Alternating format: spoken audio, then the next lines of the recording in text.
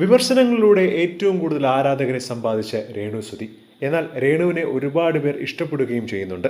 അത്രയുമധികം followers ഉണ്ട് രേണുവിന് social മീഡിയയിലെല്ലാം. പക്ഷേ ഈ അടുത്തിടെയായിരുന്നു വളരെ വേദനിപ്പിക്കുന്ന ഒരു വാർത്ത രേണുവിനെ കുറിച്ച് പുറത്തു വന്നത്. അതായത് രേണുവിന് ക്യാൻസർ ആണെന്നും ദുബായിൽ വെച്ചാണ് ഈ രോഗം ആദ്യമായി രേണു മനസ്സിലാക്കുന്നതെന്നും പക്ഷേ ഇതൊന്നും വകവയ്ക്കാതെയാണ് ഇപ്പോൾ രേണു നടക്കുന്നത് എന്നാണ് പ്രമുഖ മാധ്യമങ്ങളടക്കം റിപ്പോർട്ട് ചെയ്തത്. പക്ഷേ ഇപ്പോഴിതാ ഈ ഒരു കാര്യം സത്യമാണെന്ന് പറഞ്ഞുകൊണ്ട് രംഗത്തെത്തിയിരിക്കുകയാണ്.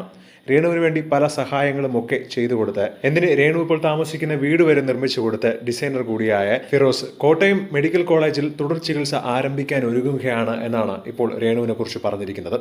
രേണു ഇന്ന് ഒരു വലിയ പോരാട്ടത്തിന്റെ നടുവിലാണെന്നും അത്ര ചെറുതല്ലാത്ത രോഗത്തോട് അവർ ധൈര്യത്തോടെ പൊരുതിക്കൊണ്ടിരിക്കുകയാണെന്നുമാണ് ഫിറോസ് പറയുന്നത്.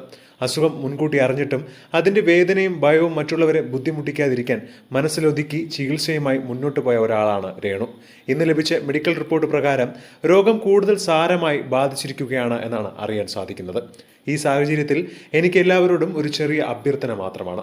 ദയവായി ആരും നെഗറ്റീവ് കമന്റുകളോ പരിഹാസങ്ങളോ ഒഴിവാക്കിക്കൊണ്ട് രേണുവിന് വേണ്ടി പ്രാർത്ഥിക്കണമെന്ന് പറഞ്ഞുകൊണ്ടാണ് ഫിറോസ് ഇപ്പോൾ സോഷ്യൽ മീഡിയയിൽ കുറിപ്പ് പങ്കുവച്ചിട്ടുള്ളത്.